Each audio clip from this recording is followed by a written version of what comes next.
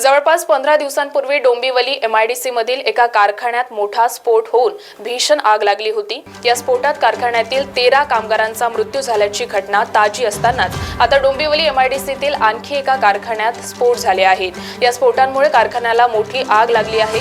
या आगीची लोळ पाहून परिसरात राहणाऱ्या रहिवाशांमध्ये भीतीचं वातावरण निर्माण झालं आहे। आगीची लोळ दूरपर्यंत दिसत असून ही आग विझवण्यासाठी अग्निशमन दलाला पाचारण करण्यात आलं आहे। 2 आठवड्यांपूर्वी डोंबिवली MIDC मधील अमुदान या कंपनीत आग लागली होती। आता याच अमुदान कंपनीच्या शेजारी असलेल्या इंडो अमाइन्स कंपनीत आग लागली आहे। कारखान्यात स्फोटांची मालिका चालू असून परिसरात घबराट पसरली आहे। टँकर तिथे चालू करून तिकडे मारायला सांगा, बॉयलर त्याच्या वरती जा जा तिथे सांगा।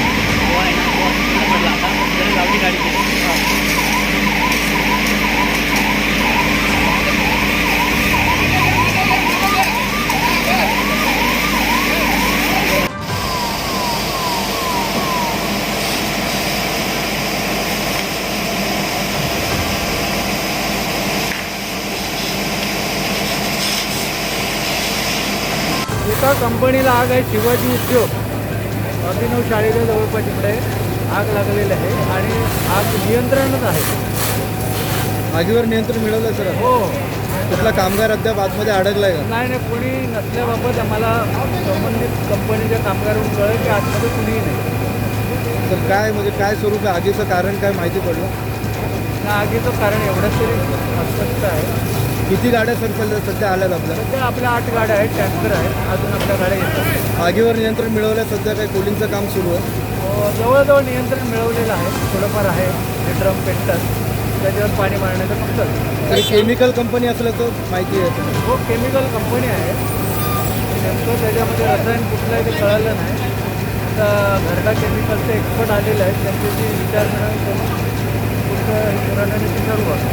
कामगार आहेत, काही कामगार त्याच्याबद्दल काही माहिती नाही। कामगार आतमध्ये कोणी नसल्याबाबत कळलं नाही। पब्लिकला बाहेर काढलं, पण त्यांची खाण्याची काही सोय नाही, पिण्याची काही सोय नाही। सगळे पब्लिक आता घरात आहे, जेवण तर कोणी बनवलं नाही। सगळे आता जीवाला घाबरून जीव मुठीत घेऊन पळाले, ज्यांचे कोणाचे नातेवाईकडे पळाले। मी ऑफिसमध्ये होतो, मला सेल कळलं असं झालं, माझी आई एकटी घरात राहते। मी धावत होत घरी आलो, पहिलं माझ्या आईला मी बाहेर घेऊन निघालो। आता आल्यापासून आम्ही इथे बिल्डिंगच्या बाहेरच उभे। नक्की पुढची परिस्थिती काय, पुढचं पाऊल काय, त्याच्यावर अजूनपर्यंत कोणाला काहीच माहिती नाही। नक्की पुढे करायचं आहे। तुमचं नाव काय? वाट बघतो इथे कोण येतं आहे, पुढची सोय काय करणार याची वाट बघतो आम्ही। त्याची कोण येतं आम्हाला आधार द्यायला कोण होतं त्याची आम्ही वाट बघतो। दरवेळी स्फोट होत असतात, गेल्या वेळी सुद्धा स्फोट झालेला आहे भयंकर प्रोफेसच्या इथे, पुन्हा आता हा स्फोट झालेला आहे, काय प्रतिक्रिया? तर म्हणजे त्यांच्यावरती तर सेफ्टी मेजर्स ठेवले पाहिजे, शासनाने त्यांच्यावरती निर्बंध घातले पाहिजे। बाबा तुमचे काय तर त्यांचे प्रत्येक वेळेला वेळोवेळी त्यांचे ऑडिट झाले पाहिजे। जर ऑडिट वेळोवेळी झाले प्रत्येक वेळेला तर मग ही परिस्थिती उद्भवणार नाही। तर रात्री झोपताना पण आम्ही जीव मुठीत घेऊनच झोपतो की रात्री झोपेत काय झालं आणि सकाळी सुद्धा दिसेल की नाही दिसेल, आम्हाला नेहमी प्रश्न पडतो की आम्ही उद्याही सकाळ बघू की नाही बघू। ही भीती नेहमी आमच्या मनात असतात। माझं नाव राहुल कुमार। 10 वाजता ही घटना घडली। त्या कमीत कमी या नाळापर्यंत त्याचं आग आलेलं आणि 3 व्हॅन जळाले आणि इथे लोकांचं गाडी सगळं काढून घेतलं, लोकांचं व्हेकल सगळं इकडनं काढून घेतलं। आम्ही कामावर येतो, कामावर आल्यानंतर हे कळतं की असं झालं आहे। मला काय म्हणायचं, केमिकल आहे, आग लागते, सगळं लागतं ॲक्सेप्टेड, पण केमिकल कंपनी पहिल्यापासून आहे। पण ही जी सोसायटी जे बनवली आहे लोकांसाठी, हे परमिशन देऊनच सोसायटीने सगळ्यांनी बनवली आहे ना। लोकांनी ते खरेदी केलेली आहे। आता ते लोक कुठे जाणार? ह्या धुरांचा मुलांना त्रास होतो। आता आग लागली झालं तर लोकांचं काम आहे ना, ह्या लोकांना सगळ्यांना दुसऱ्या ठिकाणी शिफ्ट करायचं। लोक 9 वाजल्यापासून त्या रस्त्यावर उभे आहेत, पण त्यांच्या बाबतीत काही विचार करत नाही। पण असंच आहे की लोकांनी हा केमिकल कंपनी कुठेतरी शिफ्ट करावं। वारंवार हा घटना घडते आणि या ठिकाणी हा सगळे रहिवासी राहत आहेत, त्यांना हा त्रास होतो। कोणाला ऑफिसला जाणं नाही, कोणा ऑफिसमधून हाफ डे करून येणं, म्हणजे आपल्या मुलं बाळ ठीक आहेत का नाही, हे सगळं घडायला नाही पाहिजे। एवढं ॲडव्हान्समध्ये दुनिया गेली आहे। आम्ही आपल्या या वोटिंगमध्ये निवडून आणले, त्यांनी ह्या बाबतीत त्याला विचार करायला पाहिजे, एवढीच एक अपेक्षा। सकाळी 10:15 9:30 जेव्हा ब्लास्ट झाला तेव्हा आमच्या मनात पहिला एक भीती असते की इथे झालं की बॉयलर फुटेल, तर बॉयलर फुटेल, त्याच्यानंतर येते ते गॅस लिकेज। आता आमच्यासारख्या साध्या लोकांना इथे राहून 2-3 वर्षांनी हा एक्सपिरियन्स आलाच आहे की काय होते। तर आम्ही कोणाची वाट बघण्याच्या आधी सगळेजण जसे असू त्या अवस्थेत, आता माझा वर्क फ्रॉम होम आहे, तरी मी जसं लॅपटॉपमध्ये क्लायंटला सांगितलं, आम्ही जेवढे घरातले लोक आहेत तसे सगळे पळत आलो आणि आजूबाजूवाल्यांना पण तेच सांगितलं. आणि पहिल्या गोष्ट होती, काही लोकांनी हिंमत करून इकडे बघत होते, ती वरतून आग खाली आली. तर आम्हाला माहीत नाही की मध्ये काय, पण आम्ही अँटिसिपेट केलं की बॉयलरच असेल आणि कधी काय होईल ते माहीत नाही. त्याच्यामुळे अर्धे लोक जे म्हातारे कोतारे लहान मुलं काही जे कामाला गेले ते एकमेकांना जे बाकी मागे आहेत त्यांना फोन करून सांगत होते की अरे माझ्या फॅमिलीला हे बघ आहेत का, कुठे आहेत. अर्धे लोक कामावरून गेलेले, मोस्टली ती 10-10:30ची वेळ असल्यामुळे ठाण्याला होते, तर ठाण्यावरून अर्धे लोक रिटर्न आलेत आणि ते पण सगळ्यांच्या डोक्यात तेच टेन्शन आहेत. काही म्हातारे लोक आहेत, त्यांना न्यायचं कुठे.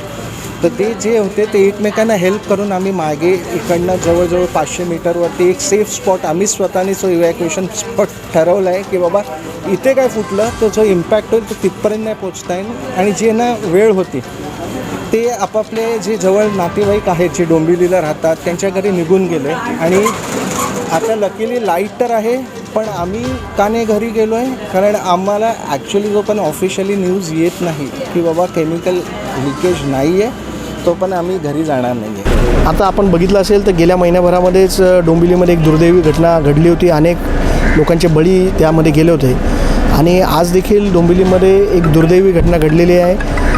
डोंबिवली एका मोठ्या बॉम्बवर बसली की काय असं वातावरण एकंदरीत डोंबिवलीच्या सर्व नागरिकांमध्ये आहे. मी आज ट्विट देखील सकाळी केलं आहे की भोपाळ गॅस ट्रॅजेडीसारखी ट्रॅजेडी होण्याची प्रशासन वाट बघताय का. प्रशासनातील अधिकाऱ्यांना या गोष्टीचं कुठलंही गांभीर्य नाही असं एकंदरीत दिसतं आहे. त्याच्यामुळे या घटना वारंवार होत आहेत. एवढी मोठी घटना डोंबिवलीमध्ये झाली होती, त्याच्यानंतर या जेवढ्या केमिकल कंपनीज आहेत यांचं ऑडिट होणं गरजेचं होतं, फायर ऑडिट होणं गरजेचं होतं. ते कुठल्याही पद्धतीने झालेलं नाही. जे यासाठी जबाबदार आहेत त्या अधिकाऱ्यांची तातडीने निलंबन व्हावं अशी मागणी मी मुख्यमंत्र्यांकडे करणार आहे, डॉक्टर श्रीकांत शिंदे यांच्याकडे करणार आहे. 9:30 बजे धमाका हुआ. क्या देखा आपने कभी? मैंने देखा वो धमाका हुआ तो बाद में अंदर आग लगा, जल रहा था. जलने के बाद में फिर देखा तो रोड पे आ गया. फिर रोड पे फिर आदमी भगदड़ बचा, फायर ब्रिगेड आया, आग बुझाया. बिल्डिंग वाले को सबको बताया मैं, ब्लास्ट होने पर आग लगाना. कंपनीमध्ये काम करणारा किंवा कंपनी ज्यांची असते तो उद्योजक जो असतो, तो उद्योजक फार मेहनत करून बँकांची कर्ज घेऊन कंपन्या उभ्या करत असतो. एखाद्या कोणत्या तरी निष्काळजीपणामुळे अशा या दुर्घटना घडत असतात. त्यामुळे यामध्ये खरं तर सेफ्टी नॉर्म्स कटाक्षाने पाळले गेले पाहिजेत. यासाठी काहीतरी यंत्रणा उभं करणं हे अत्यंत गरजेचं आहे. आपण लक्षात घ्या, एखादा उद्योग ज्यावेळेला उभा राहत असतो त्यावेळेला फक्त त्यामध्ये उद्योगच उभा राहत नसतो, त्या बाजूला असणारा सर्व परिसरामध्ये असणारे अनेक जण हे त्याच्यावरती अवलंबून असतात. त्या कंपनीवरती किंवा ह्या कंपन्यांवरती अनेक वाहन वाहतूक किंवा ज्याला म्हणतात माल वाहतूक करणारे टेम्पो चालक असतील हे अवलंबून आहेत. वेगवेगळे सप्लायर्स याच्यावरती अवलंबून असतात. आजूबाजूचे असणारे हॉटेल इंडस्ट्रीज असेल ही याच्यावरती अवलंबून असतात. किंवा आजूबाजूला जे मोठ्या प्रमाणामध्ये भूमिपुत्रांची पूर्ण गावं आहेत, या गावांमध्ये हे कामगार पागडीच्या घरांमध्ये राहणारे अनेक कामगार आहेत. त्यांची सगळ्यांची सगळे म्हणजे भाडेतत्वावरती राहणारे असे अनेक लोक या भागांमध्ये आहेत. त्यामुळे सर्वच गोष्टींचा विचार करणं यामध्ये फार महत्त्वाचं आहे. दुर्घटना घडल्यानंतर याची सगळ्यांची चर्चा ज्यावेळेला होते त्यावेळेला स्थलांतरित कंपन्या कराव्या या संदर्भामध्ये ज्यावेळेला चर्चा होते त्यावेळेला या गोष्टीचा सुद्धा विचार हा करणं हे अत्यंत गरजेचं असतं. त्यामुळेच आदरणीय मुख्यमंत्र्यांनी आणि इथले असणारे जे कंपनीचे जे प्रमुख लोक आहेत किंवा जे कंपन्या चालवतात त्यांचे सगळ्यांचं ज्यावेळेला बोलणं झालं त्यावेळेला त्यांचंही म्हणणं त्याच धर्तीवरती होतं की आम्ही वर्षानुवर्ष या ठिकाणी कंपन्या आहेत. 1970-71च्या दरम्यान ही पहिल्यांदा MIDC या ठिकाणी आलेली आहे आणि त्यानंतर आजूबाजूला नागरीकरण वाढलेलं आहे. त्यामुळे त्या सगळ्या गोष्टींचा ज्यावेळेला विचार करणार त्यावेळेला नक्कीच यामध्ये सर्वात शेवटी काय येतं तर सेफ्टी नॉर्म्स न पाळल्यामुळे या सगळ्या गोष्टी तर कुठेतरी म्हणजे ज्या दुर्घटना होत असतात. त्यामुळे ज्या इंडस्ट्रीमध्ये सेफ्टी नॉर्म्स आणि ह्या सगळ्या गोष्टीमध्ये कटाक्षाने पाळण्याच्या संदर्भामध्ये सरकार म्हणून किंवा ते डिपार्टमेंट म्हणून त्यामध्ये नेहमीच त्याच्या संदर्भामध्ये काहीतरी करणं गरजेचं आहे. फायर ऑफिसर्स यांची नेमणूक करणं किंवा त्या यंत्रणेच्या माध्यमातून नक्की काय करता येऊ शकतं. जसं आत्ता या ठिकाणी जशी आग लागली ही कुठेतरी इथे असणाऱ्या इलेक्ट्रिक्समुळे की त्याच्यामुळे लागलेली आग आहे.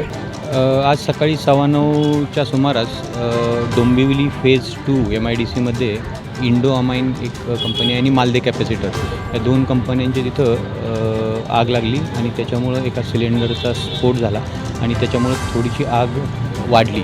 परंतु आत्ता आपण स्वतः बघत असाल की KDMCच्या फायर ब्रिगेडच्या टीमनं ती संपूर्ण आग आत्ता सध्या आटोक्यात आणलेली आहे आणि परिस्थिती 100% नियंत्रणात आहे. यामध्ये कोणतीही जीवितहानी किंवा वित्तहानी जी काही झालेली आहे, जीवितहानी झालेली नाही, जी काही वित्तहानी झालेली आहे त्याच्याबद्दलचा पंचनामा वगैरे करण्याची कार्यवाही करण्यात येईल. सर आपल्या वतीने म्हणजे आजूबाजूची परिसरातील कंपन्या आहेत त्यांना काय सूचना करण्यात आली आहे, लोकांना काय सांगतात? आजूबाजूच्या ज्या कंपन्या आहेत त्यांचं वॅकेट करण्यात आले होते. तिथून जे काही लोक तिथं कामाला होते त्यांचं 100% स्थलांतरित करण्यात आले होते.